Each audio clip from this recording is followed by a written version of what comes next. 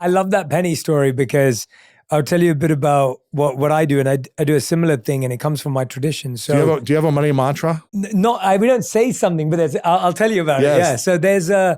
So in our tradition, there's a god or a goddess for each aspect of society. Money. And so there is God, as in there's one God, but then there's loads of different gods for different departments of society. Kind of like you have a president or a prime minister, and then you have like the cabinet and that. Who's the money god? So it's a goddess called Lakshmi. That's Lakshmi. And Lakshmi means wealth or fortune. It's like luxury almost. Yeah, it's like Lakshmi. Yeah. Maybe that's where it comes from. Who knows?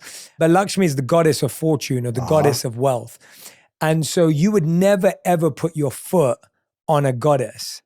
So whenever you're walking the streets and you see pennies around, you're never meant to just walk past them. You're actually meant to pick them up and put them to your head. Wow. So that's kind of like part of our culture.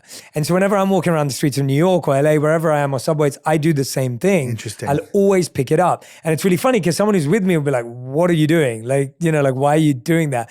I'm like, because I'm showing respect.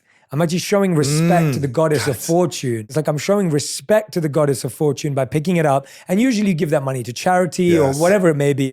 But the point is you're saying, I'm not disrespecting the goddess of fortune wherever I see her. That's beautiful. Because I want to have a respectful relationship with money. I actually really love practices like that because I think it goes back to the point you're making that we have a relationship with everything. Everything. You have a relationship with your body, you have a relationship with your mind, you have a relationship with your partner, and you have a relationship with money. And so speaking to money and speaking about money is something you have to do if you want to love that thing and you want it to love you back, right? If you never talk about your partner and you never talk to your partner, how are they going to love you and how are you going to love them? Imagine you're, Roddy for the next month, you never say thank you.